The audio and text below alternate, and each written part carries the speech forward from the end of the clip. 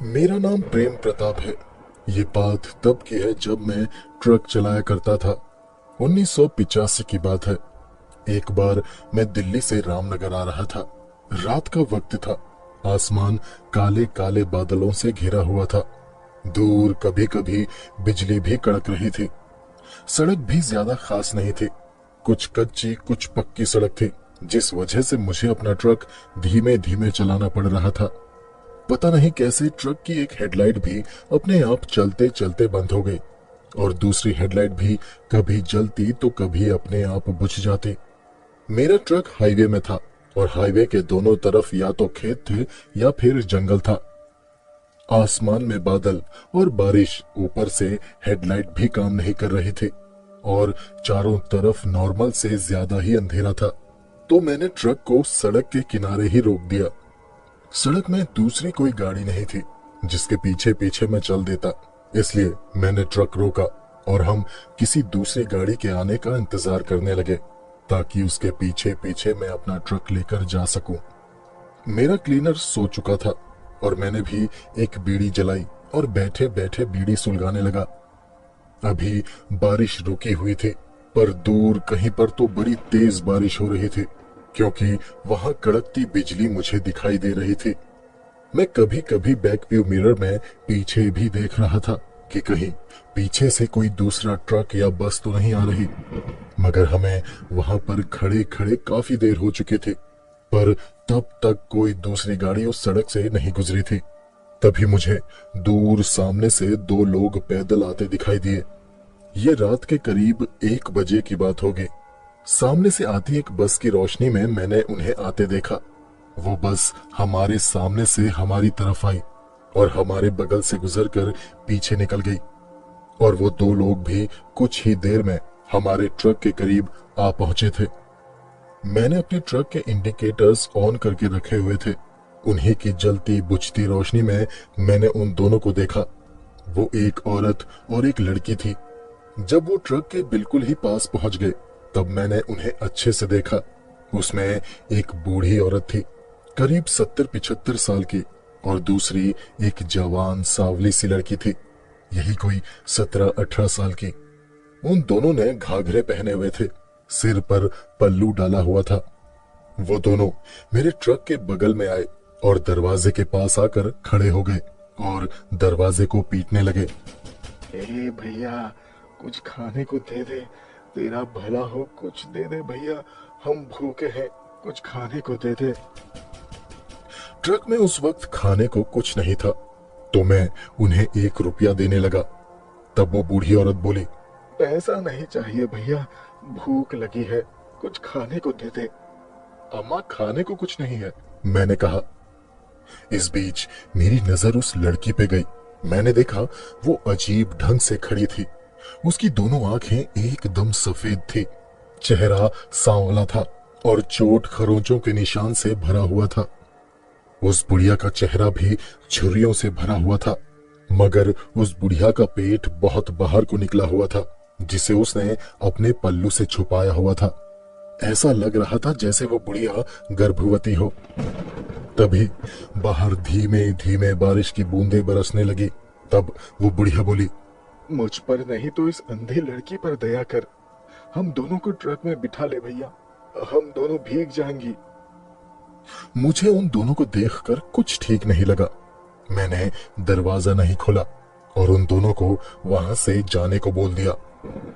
कुछ देर तक उसी तरह मिन्नतें करने के बाद वो बुढ़िया किसी दूसरी ही भाषा में मुझे गालियां देकर वहां से चली गई। उसकी बॉडी लैंग्वेज और हाथों के इशारों से पता चल रहा था कि वो मुझे गालियां और बद्दुआएं दे रही है। बारिश तेज होने लगी और अब तो बिजली भी कड़कने लगी थी। मैं बैक व्यू मिरर में उन दोनों को दूर जाता देख रहा था। वो सड़क में काफी दूर पहुंच चुके थे। तभी मुझे दूर मेरे पीछे से किसी गाड़ी की हेडलाइट्स चमकती दिखाई दी। मैंने खिड़की से सिर बाहर निकाल के पीछे देखा। वो ट्रक या बस थी।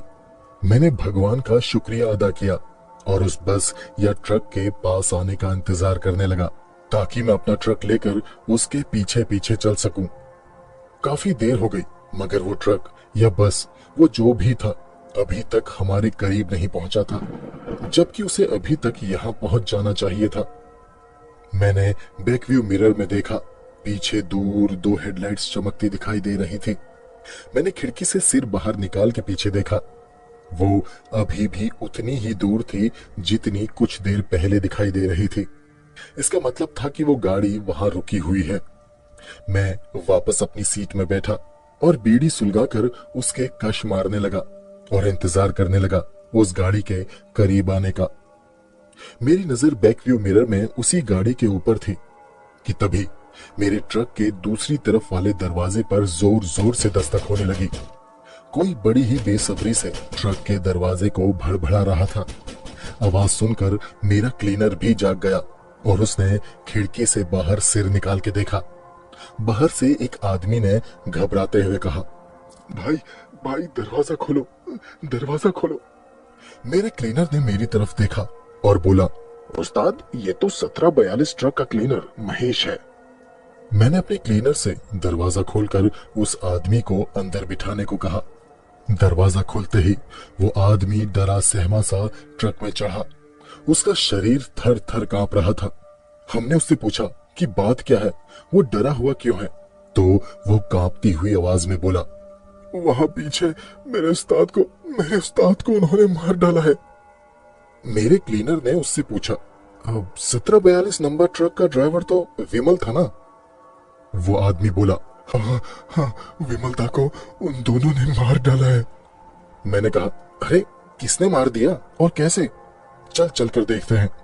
वो आदमी बोला, नहीं उस्ताद, वहां जाकर कोई फायदा नहीं, विमलदा मर चुका है।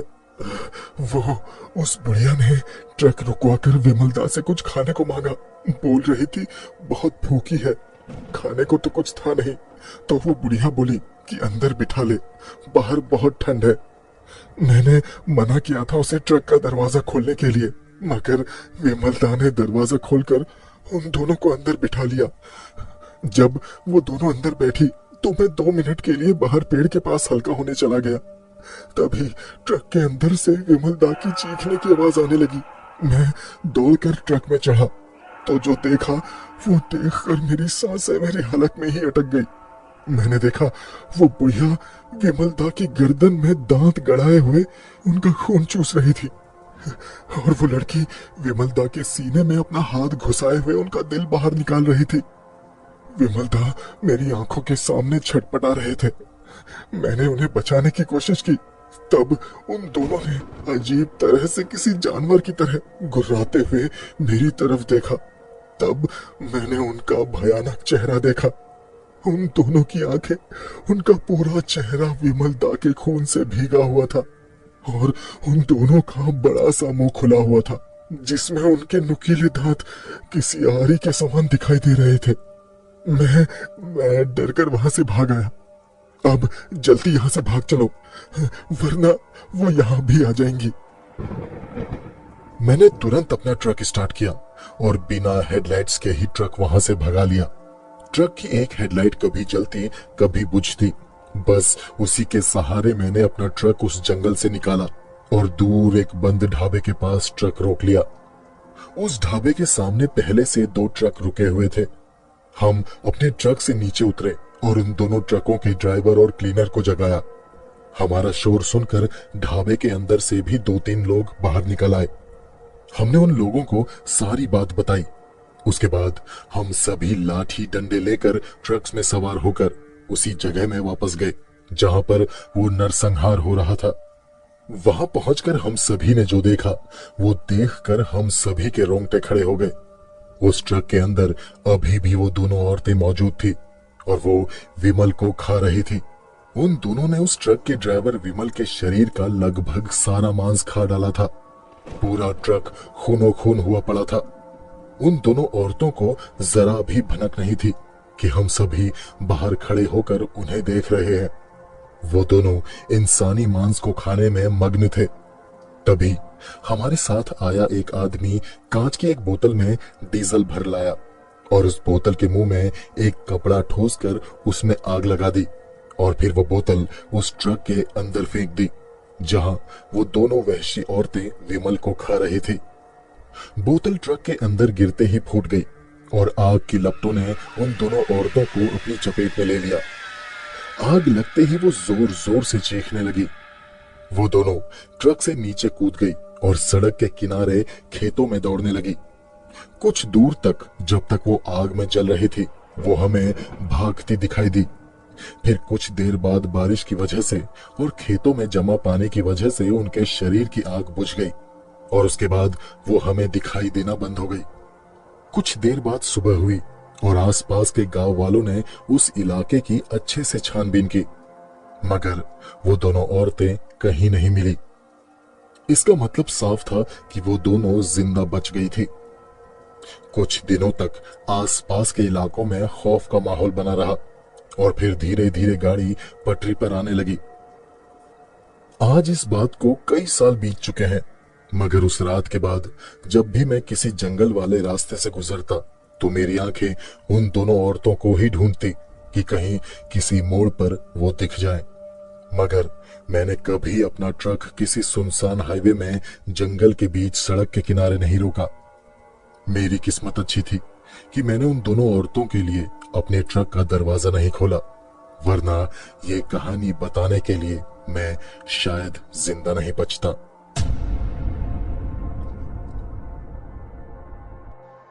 ये अगली कहानी मुझे वेस्ट बंगाल से बिमल बासु ने भेजी है। उनका कहना है कि ये कहानी उनके पिताजी ने उन्हें सुनाई थी जब उनके पिता ट्रक चलाया करते थे। ये सन 1990 की बात है। एक बार ड्राइवर बाबू कोलकाता से बिहार ट्रक ड्राइव कर रहे थे। रात का वक्त था। ड्राइवर बाबू के साथ उनका खलासी शानू भी था। शानू एक नंबर का आलसी इंसान था। उसे जिस काम को करने के लिए कहो वो उस काम को करता तो था, मगर उस वक्त नहीं करता जब उसे करने के लिए कहा जाए। वो आराम से अपनी मर्जी से जब उसका मन होता वो तब उस काम को करता। उस रात जब ड्राइवर बाबू और शानू बीच जंगल में एक सुनसान सड़क में थे, ट्रक चलते चलते अचानक हिचकोले खाने लगा। ड्राइवर बाबू समझ गए कि ट्रक का अगला टायर पंक्चर हो गया है। ट्रक में सामान लोडेड था, इसलिए उन्होंने बड़ी ही सावधानी से ट्रक को तुरंत ही सड़क के किनारे रोक लिया। उस वक्त वो एक सुनसान जंगल के बीच थे, जहां आसपास सिवाय घने पेड़ों के और अंधेरे के कुछ भी नहीं था। ड्राइवर बाबू और शानू ट्रक से नीचे उतरे तो देखा ट्रक के सामने लेफ्ट साइड वाला टायर पूरी तरह से फ्लैट हो चुका था। ड्राइवर बाबू ने शानू से कहा कि जल्दी से ट्रक का स्पेयर टायर निकाल के बदल दे, जल्दी यहां से निकलना है।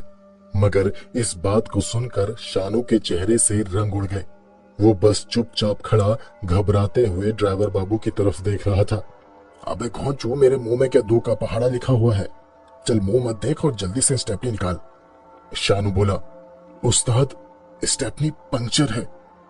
ड्राइवर बाबू बोले, क्या तूने पिछली बार स्टेपनी का पंक्चर नहीं जुड़वाया? अबे आलसी, मैंने तुझे काम पे क्यों रखा हुआ है? काम करने के लिए ही ना। तो जैसा मैं कहता हूं तू ऐसा करता क्यों नहीं है? पिछले 1 महीने से हम पंक्चर स्टेपनी लेकर घूम रहे हैं। अब तेरे चक्कर में इस जंगल में झक मारनी पड़ेगी। शानू चुपचाप सिर झुकाकर खड़ा रहा। उस वक्त रात के 11 बज रहे थे। दोनों ने दिन से कुछ खाया भी नहीं था। उनका प्लान था कि उस जगह से 15 किलोमीटर आगे जाकर एक ढाबे में खाना खाएंगे, मगर वहां पहुंचने से पहले ही ट्रक का टायर पंक्चर हो गया। अब उन दोनों को बहुत जोरों की भूख लग रही थी। वो दोनों सुनसान जंगल के बीच में थे, इसलिए वो ट्रक में ही खिचड़ी बनाने लगे। थोड़ी ही देर में खिचड़ी बनकर तैयार हो गई। दोनों गर्मा गर्म खिचड़ी खाने लगे। तभी ड्राइवर बाबू की नजर ट्रक से कुछ ही दूरी पर सामने सड़क के किनारे एक पेड़ के पास गई।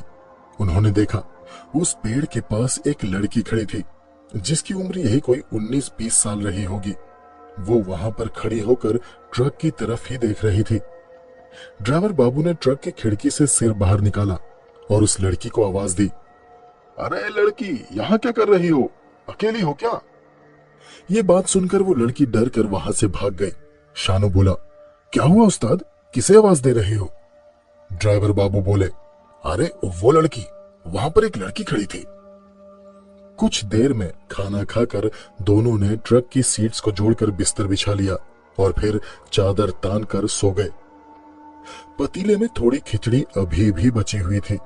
उस पतीले में ढक्कन लगाकर रखा हुआ था और पास ही जूठे बर्तन भी रखे हुए थे। करीब रात के 1 बजे ड्राइवर बाबू ने बर्तनों के बजने की आवाज सुनी तो उनकी आंख खुली। उन्होंने अपने चेहरे के ऊपर से चादर हटाई और देखा ट्रक के लेफ्ट साइड वाला दरवाजा खुला हुआ था और एक लड़की दरवाजे के पास बैठकर चप चप करके कुछ खा रही थी। ड्राइवर बाबू समझ गए थे कि ये वही लड़की है जो अभी कुछ देर पहले सामने सड़क के किनारे खड़ी थी। ड्राइवर बाबू ने सोचा शायद कोई पागल लड़की है और भूखी है, इसलिए उन्होंने उस लड़की को कुछ नहीं कहा और चुपचाप लेटे रहे। कुछ देर में ही लेटे लेटे ड्राइवर बाबू की फिर से आंख लग गई और फिर सुबह को ही उनकी आंख खुली। उन्होंने अपने चेहरे से चादर हटाई और बाहर देखा। बाहर हल्की रोशनी होने लगी थी। ड्राइवर बाबू को ट्रक के अंदर कुछ अजीब सी बदबू आ रही थी। फिर उन्होंने शानू की तरफ देखा जो अभी भी खर्राटे मारकर सो रहा था। ड्राइवर बाबू ने उसे एक लात मारी। अबे उठ जा मेरे बाप, तूने पूरे ट्रक को सड़ा रखा है। उठते ही शानू बोला, उस्ताद ये बदबू कैसी आ रही है? कहीं कोई चूहा तो नहीं मरा है? ड्राइवर बाबू ने कहा, अरे मुझे लगा तेरे ऊपर से आ रही है बदबू। शानू बोला, नहीं उस्ताद, ये तो मांस के सड़ने की बदबू है। लगता है जंगल में आसपास कोई जानवर मरा सड़ रहा होगा। तभी ड्राइवर बाबू को कल रात की वो घटना याद आई जब वो लड़की ट्रक में घुसकर बर्तनों में खाना ढूंढ रही थी। ड्राइवर बाबू ने तुरंत बर्तनों को चेक किया। पतीला खाली था, लेकिन उस पतीले में कुछ तो काला सा भूरा सा पदार्थ चिपका हुआ था और वो सड़ने की बास उसी में से आ रही थी। ड्राइवर बाबू ने सारे बर्तन सड़क के किनारे फेंक दिए। तभी उनके पीछे से एक ट्रक आया। दोनों ने उस ट्रक को हाथ देकर रोका और उस ट्रक वाले से उसके ट्रक का स्पेयर टायर मांग लिया। फिर कुछ देर में शानू और ड्राइवर बाबू ने ट्रक का टायर चेंज किया और फिर वहां से उस जंगल से निकल गए। करीब आधा घंटा ट्रक चलाने के बाद वो दोनों उस जंगल से बाहर निकलकर एक ढाबे के पास पहुंच गए। वहीं पर एक पंक्चर वाला भी था। शानू ने उस पंक्चर वाले को ट्रक का पंक्चर टायर देकर उसका पंक्चर ठीक करने के लिए कहा। फिर ढाबे के बाहर चारपाई में बैठकर दोनों ने भरपेट नाश्ता किया और जब बिल चुकाने दोनों ढाबे के मालिक के पास गए तब ढाबे वाले ने ड्राइवर बाबू से पूछा, क्या हुआ ड्राइवर साहब, कहां रात काली करके आए हो? ड्राइवर बाबू ने उससे कहा, अरे पूछो मत यार, कल की रात कैसे बीती मैं ही जानता हूं। साला ट्रक का टायर पंक्चर हो गया यहीं पीछे 15 किलोमीटर दूर, ये खाड़ी के जंगल में। बस यार कल की रात वहीं बिताई। ये बात सुनकर ढाबे वाला हैरानी से बोला, क्या पूरी रात वहीं बिताई थी? ड्राइवर बाबू ने कहा, हाँ क्यों, क्या हुआ? ढाबे वाला बोला, कुछ नहीं, बस ऐसे ही। वैसे आपको वहां कोई दिखा या मिला तो नहीं? ड्राइवर बाबू बोले, हाँ एक लड़की दिखाई दी थी, शायद आसपास किसी गांव की होगी। रात को मेरे ट्रक से खाना चुरा कर भी खाया उसने। वो ढाबे वाला बोला, आसपास तो कोई गांव नहीं है ड्राइवर साहब। जिसे आपने देखा वो एक अधपगली लड़की थी। उसका आगे पीछे कोई नहीं था। 1 साल गांव में हैजा फैला जिसमें उसके घर वाले सारे मारे गए।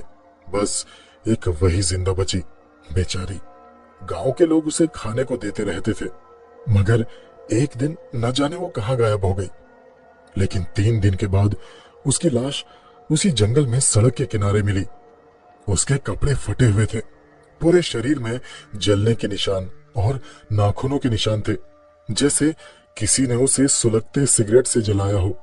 नाखूनों के निशानों से पता चल रहा था कि किसी ने उसके साथ जोर जबरदस्ती करके उसकी आबरू लूटी हो। जब उसका पोस्टमार्टम हुआ तब पता चला कि उसके साथ 3 दिनों तक लगातार बलात्कार किया गया था।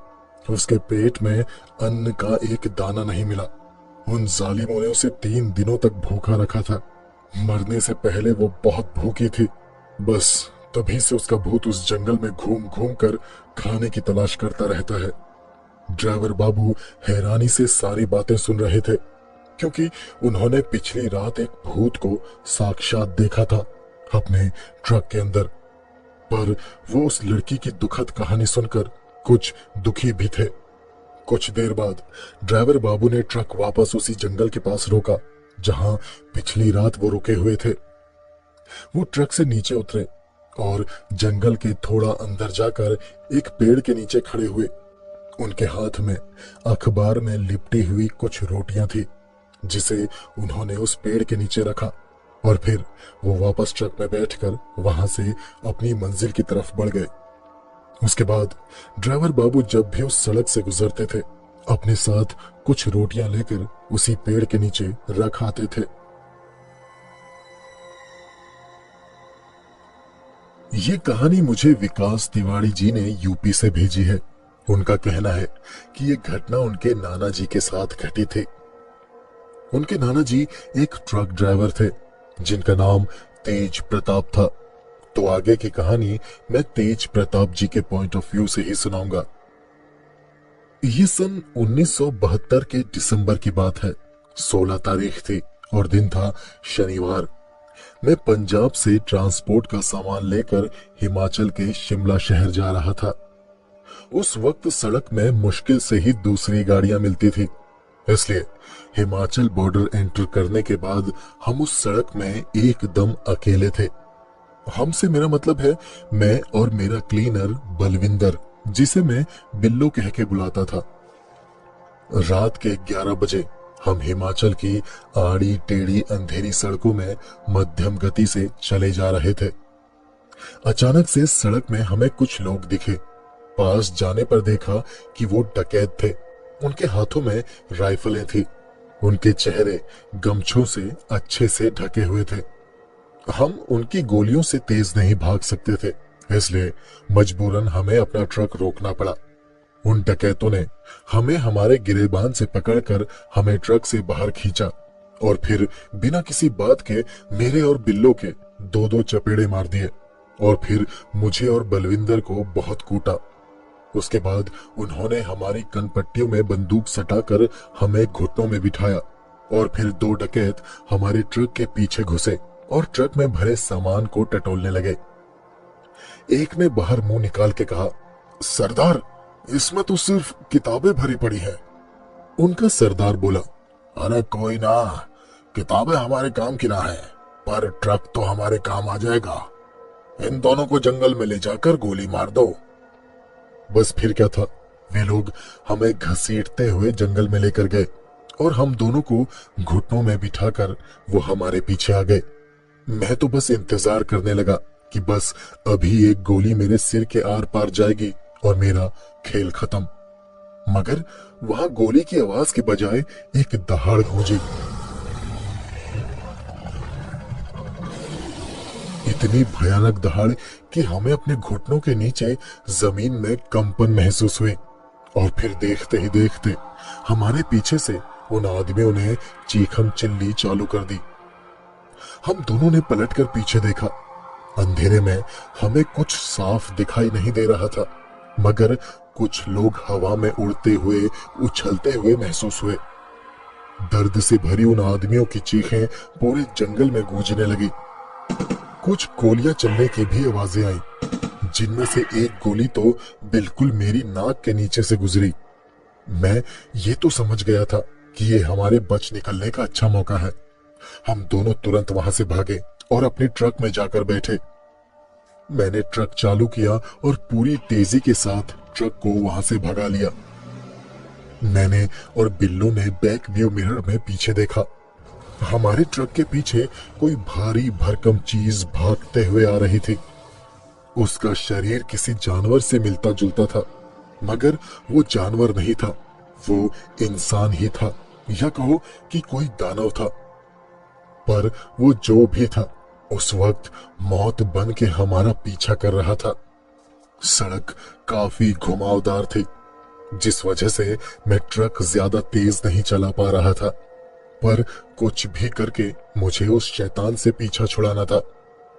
कुछ देर तक हमारा पीछा करते रहने के बाद न जाने वो अंधेरे में कहां गायब हो गया। अब तक तो वो हमें दिख रहा था तो डर था, मगर अब वो दिखाई नहीं दे रहा था तो न जाने वो कब कहां से हम पर हमला कर दे, पता नहीं। मैं पूरी सावधानी और रफ्तार के साथ ट्रक दौड़ाता रहा। उसके बाद एक गांव के पास पहुंचकर ही मैंने अपने ट्रक को रोका और ट्रक से नीचे उतरकर भागते हुए अपने एक जानने वाले के घर गया और उसको सारी बात बताई।